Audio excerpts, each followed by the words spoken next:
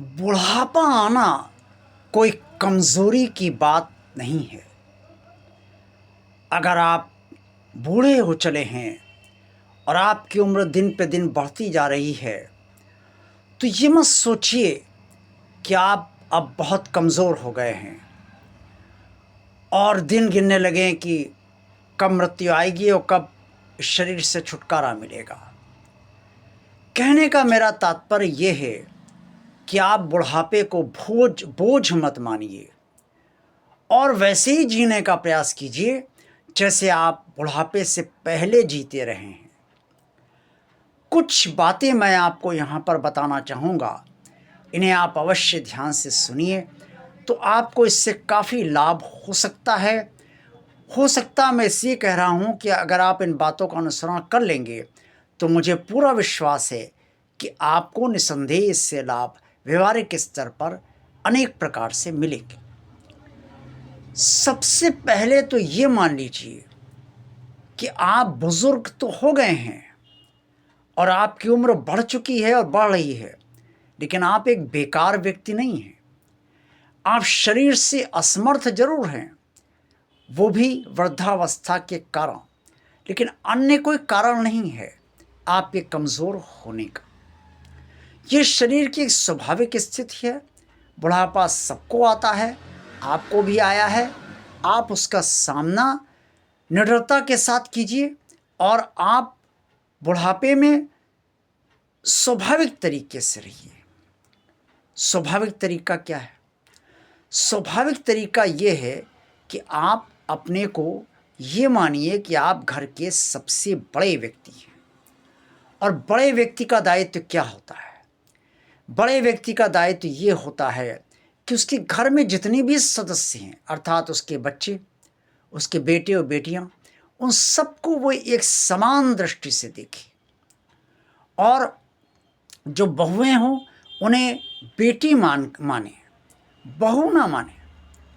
अगर बहू मानेंगे तो अंदर से गैरियत उत्पन्न होगी, अरे ये तो बहू है, कोई बेटी थोड़ी है। लेकिन जब आप बेटी मानेंगे, भले ही बहू का व्यवहार आपके प्रति बहुत अच्छा ना हो या बहुत ज़्यादा खराब हो, लेकिन जब आप उसे बेटी समझेंगे तो आप ये मान लीजिए, अगर मान लीजिए बहू का व्यवहार बहुत खराब है, तो आप ये मान लीजिए हो सकता है आपके परिवार में किसी बेटी का व्यवहार आपके साथ बहुत खराब हो। तब आप क्या करते हैं? आप यही तो सोचते हैं ना, भाई ये तो लड़की है अपनी, क्या करें इसका। वैसे ही बहू अगर खराब है तो खराब है, क्या करें, है तो अपने ही बच्चे की बहू और घर की बहू, जैसी भी है अब आ गई। इसे भाग्य का रोना ना रोए, बल्कि सोचे कि यही मैं बेटे के भाग्य में लिखी थी और मेरे भाग्य में ऐसी बहू मिलना लिखी थी, इसलिए लिखी है। लेकिन अब जो बहू आपको मिल गई है तो उसके साथ आपको सामंजस्य बैठाकर चलना है। और बहू के साथ सामंजस्य क्यों?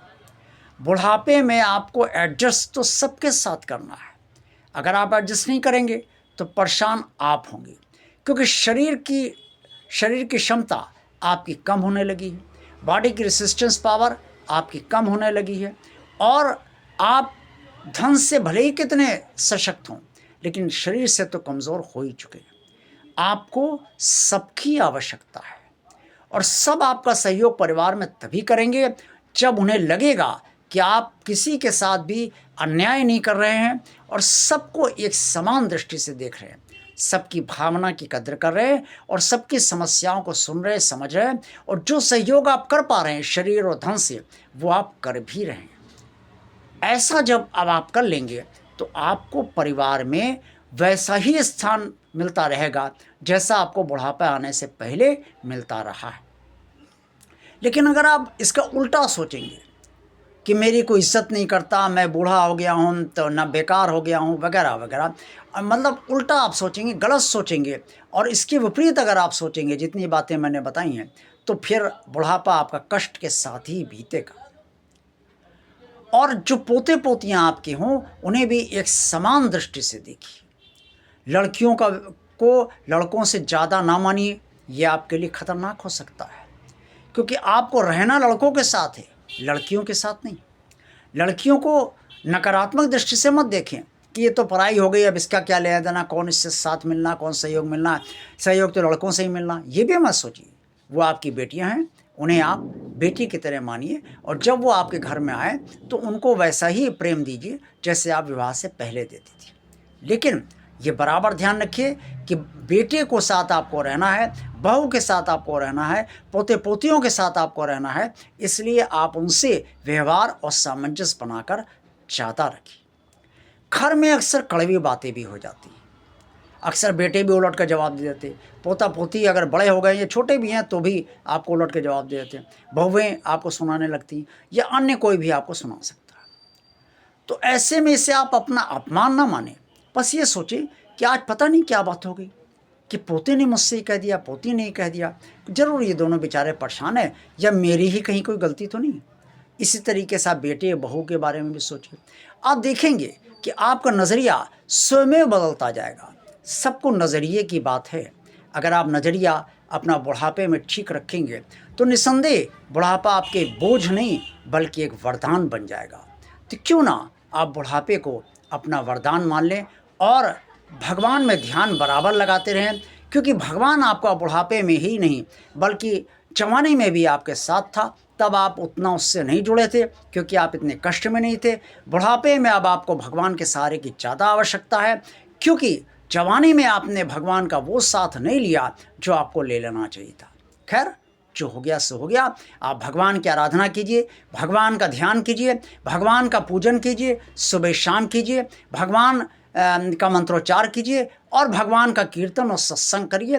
बस आपको भगवान का सहारा मिल जाएगा, आत्मिक तौर पे भी और अन्य समस्त दृष्टियों से भी पारिवारिक सहयोग भी आपको मिलता जाएगा। देखते रहिए भगवान और आप चैनल। वीडियो को लाइक कीजिए, चैनल को सब्सक्राइब कीजिए, चैनल को शेयर कीजिए। जय भगवान श्री कृष्ण जी।